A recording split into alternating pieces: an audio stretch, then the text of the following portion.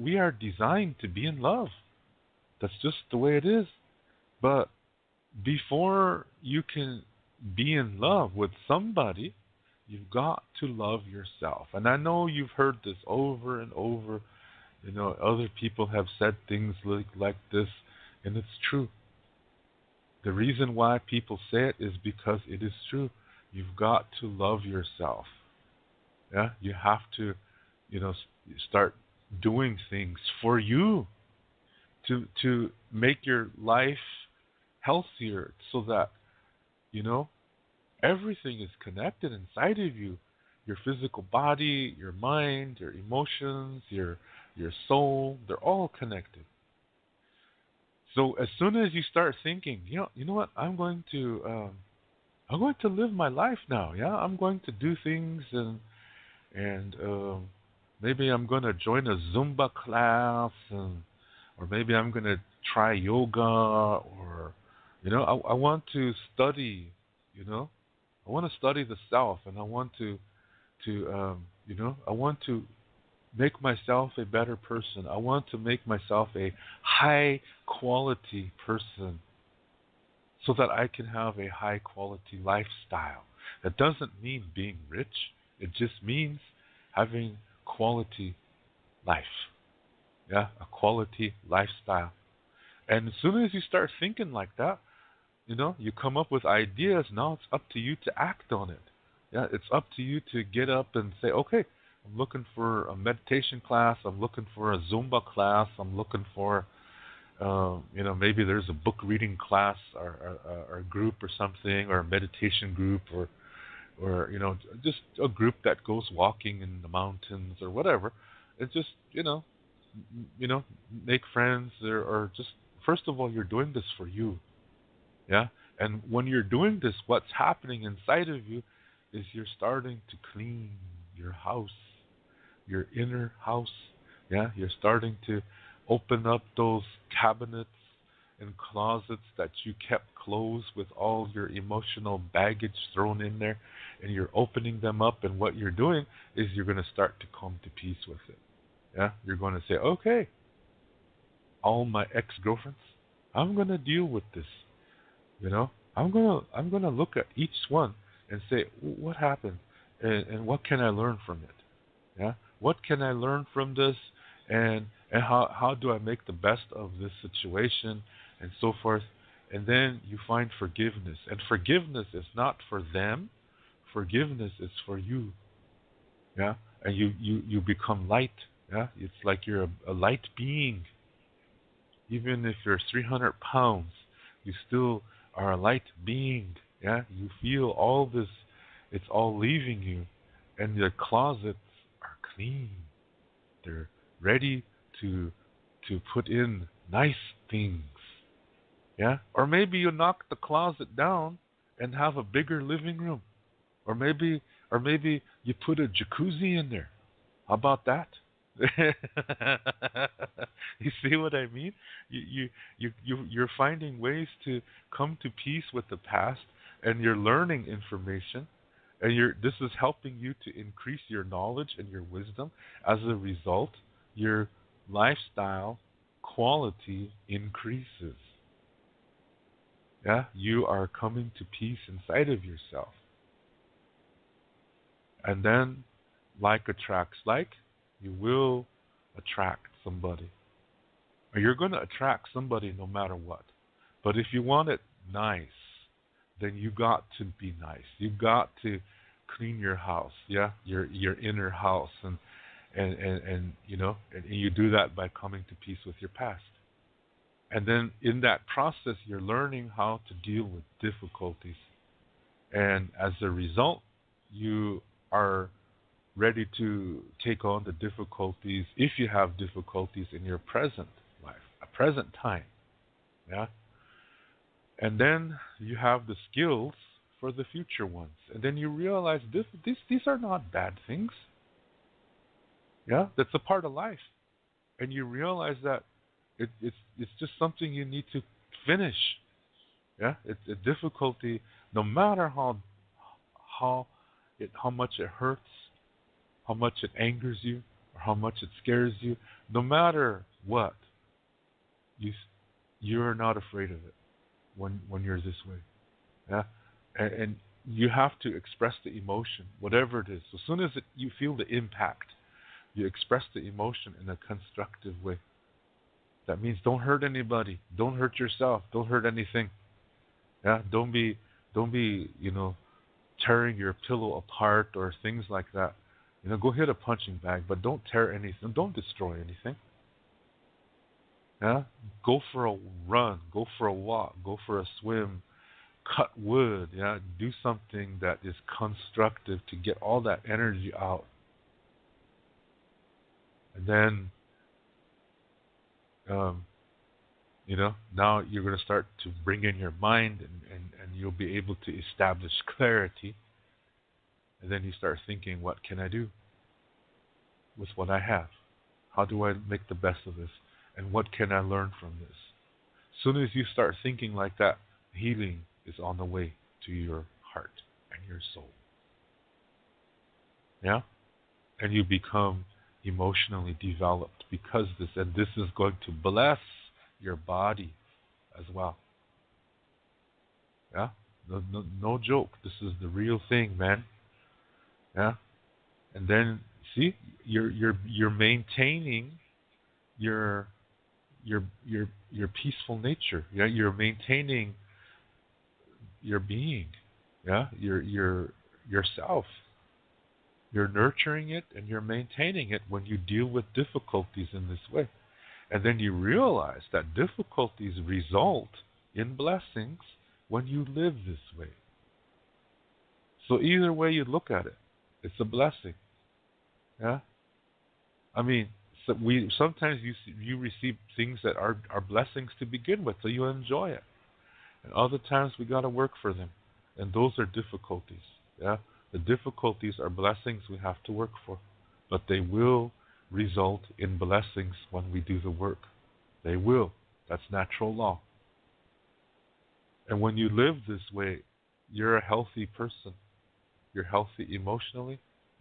Yeah, and that's the most important thing, is to be emotionally healthy, because when people are not emotionally healthy, they can get physically sick and they can develop mental disorders, and they cannot, no matter how many ceremonies they go to, they will not grow spiritually. Instead, what they become is codependent. Yeah, and they misunderstand that and think they're generous, but they're really codependent, or they become enablers, or they become addicted. They still, they develop another addiction, and it's an unhealthy one, but they don't realize it. It's a very important thing to know the difference between generosity and codependency. Yeah, to know the difference between compassion and codependency, and love and codependency.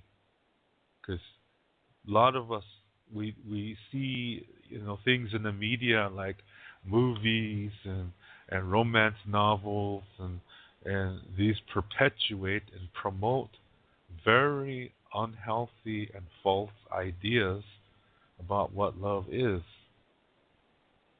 And what those things are promoting is an addiction to a false, unhealthy idea of love. And that's what they call love addiction. So we have stories in our culture that talk about these things too. Yeah? But to understand this stuff, you have to be emotionally developed.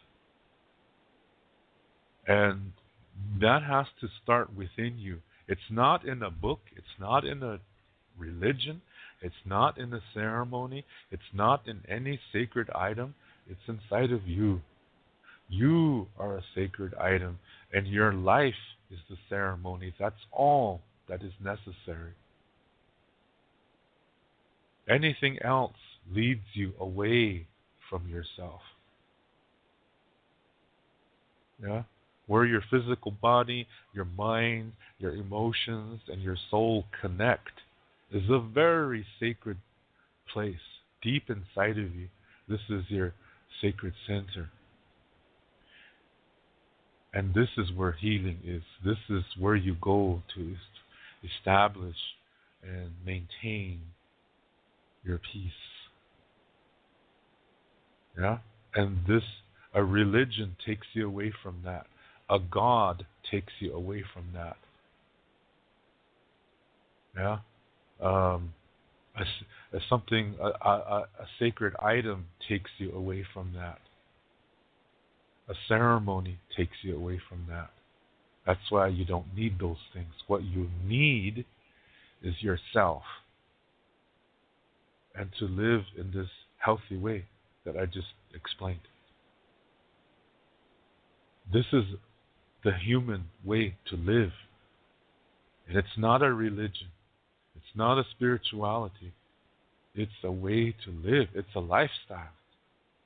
And it incorporates things that nurture the emotional development, the physical development, the mental development, and the spiritual development, because all four are connected to each other. And no religion can even come close to that. This is about living a human existence. Yeah? So, the sooner we live this way, the better off our lives will be. Yeah? And like attracts like. That's the second law. And that's going to attract, how you live your life is going to attract the kind of partner that that's going to be like you. Yeah? So if you're an ice skater, that does not mean your partner's going to be an ice skater. Yeah. If you're a mechanic, that does not mean your partner's going to be a mechanic. No, no, no, no. What it means is the processes inside of you are the same. But your talents will be different. Your likes may be different too. But that's okay. You learn how to respect each other's differences. But if the love falls more on the side of common things, then that's gonna be one hell of a relationship. Yeah. So anyway, you got to have a solid foundation first before you can really understand these concepts of love. You have to have a solid foundation. Okay. So now let me take a few minutes to explain some of these things. Okay. This is just going to take me a short time, but I want you to know what these are. Okay. I want you to know what these basic concepts are, and then we'll talk about some love concepts in Lakota culture. All right. This should be interesting. Anyway, I'm starting to wonder, did I already cover those concepts? Because I explained a lot of things already. I don't want to be repeating myself, but sometimes it's good. It's good to repeat. Yeah. What do I do? Okay, I'll just go ahead and explain them. Okay, this is gonna take me a short time. This show is based on Lakota Star Knowledge. Lakota Star Knowledge begins by looking at this concept that reality begins within. Because the universe was created from within, a sacred within. And so we are reflections of that. So when we want to live a healthy life, we have to go within ourselves. And you do that by taking care of yourself physically, mentally, spiritually, and emotionally. And if you just, if you neglect one of those four parts, you get sick. Or if you give too much attention to one of those four parts, like some people just want to look pretty all the time and get plastic surgery, and they're bodybuilders, and that's all they focus on is their outward appearance. See, they only only concerned about the physical aspect of their life, and they're neglecting the other parts. That's leading to illness. Yeah, even though they may be physically fit, that's all they're focusing on. They could still get sick and die because they're neglecting the other parts, other three parts of the self. Okay? So that's why I said you have to take care of all four best as you can. And as you're doing this, you will there'll be a period where you will come to peace with the difficulties from your past, and that means bringing up old emotions. But it's necessary because what you're really doing is cleaning house. Yeah, you're cleaning your house, your inside house. Yeah, your body. You're getting ready to cleanse it. You're gonna you're gonna recharge it. And so you go through those experiences again. Yeah, I mean, you relive them by looking at them, and then you when the emotions come, you express them without hurting anybody or anything. And when I say anything, that also includes plants and animals. So you express that emotion, and then you start saying, "What can I learn from it? How can I make the best of that?" As soon as you start thinking like that, your peace is coming to you now. And those emotions are gone. And you're developing emotionally. And that opens the door for you to develop spiritually. If you don't do this, you don't develop emotionally and you don't develop spiritually. What a lot of people do is they don't want to go through that. So instead, they say, well, it's better to forget. Yeah. And they think that as long as they forget it and don't think about it, that it'll go away. But no, it doesn't. Your body keeps that memory. Your body keeps all that energy inside of you. So even if you think you forgot, your body didn't. So it's still in you. It didn't go. Yeah? It did not go away. And it's going to make you sick the more that you stay away from it, the more that you deny it, the more that you try to stay away from it by forcing yourself to only feel one certain emotion.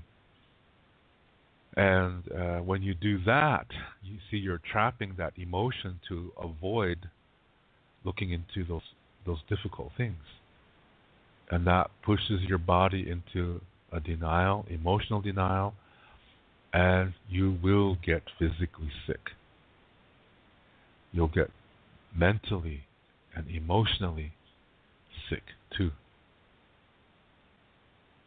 Yeah, that's rugged.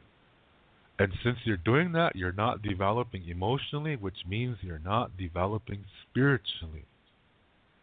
So to back that up, you choose to say, okay, I'm choosing this because I like it. That means it's good. Anything else is bad. See, you then separate everything into two groups, this and that. And one of those you choose and say that's good. And the other one, you say it's evil. Because you think that the other one is going to ruin your false state of happiness or peace or love. Yeah? So you do your damn best to stay away from it. That leads you to becoming addictive. You become addicted to that one emotion. You do whatever you can to force yourself to only feel that one emotion so that you will avoid the past. And that's the same thing that people addicted to drugs do. And in fact, that's where that comes from. Yeah, people who are addicted to drugs, this is one of the reasons. It's not because of the drug itself. It's the thinking behind it. Something happened in the past. And they don't want to face it. That's what happens, and those people become dualistic because they only see things in twos. Yeah, this and that. But when you do it the first way that I said, when you take care of yourself and when you're looking at your past and you go through those emotions again, you let them come, you express the emotion no matter what it is, Like I said, as long as you don't hurt anybody or anything, including yourself, you're going to start to make the best of it, learn from it. And then peace comes. Now you have knowledge. Now you've gained wisdom. And now you've developed emotionally. And now you will develop spiritually. And your communication is going to reflect that. And then you learn that there's at least 3 perspectives to everything. And again, it's not about good or bad. It's not about, is this a good one or is this a bad one? No, it's about, is this something I can learn? Or is this something I can enjoy? Or is this something that's just peace? Or maybe it's nothing. You take the time to check it out, because that's what you've done to yourself in this process of establishing peace in your life. And then you learn that difficulties, they're not bad. They're just something that needs to be completed. Then it's up to you to do it. It's a task for you to do. In the beginning, it looks rugged, and sometimes it hurts, but that's just the beginning. It's up to you to transform it. That's an opportunity. You learn that. And then you learn that this is how life is. This is how nature is. Nature does not believe in good versus evil. That doesn't make sense. That's something that man creates by trying to avoid difficulty, which is actually a blessing waiting to happen. They push it away. So you know that difficulties will come, but you're ready for them. You're prepared. You know how to handle them because you know it's going to lead to something nice as long as you work through it. So you learn that life is about learning, enjoying, and as long as you're doing that, you're living and you're loving. That's the Lakota Star Knowledge way. Yeah? There's at least 3 perspectives to everything. So in Lakota Star Knowledge, it's this, that, and the other. And sometimes there's several others. Okay? In duality, it's just this and that. And one of them is good and one of them is evil. And that's it. You see? This shows to you that people who are dualistic are very close-minded, and they are actually not able to perceive a lot of reality because they only choose one perspective. And since Lakota Star Knowledge says there's at least 3 perspectives, choosing only one is like 33%. So that means they only accept 33% of reality. That means they reject 67%. They only accept 33% of reality and they reject 67%. That's if a situation has 3 perspectives. If it has 4, again, they only choose one part. That's 25%.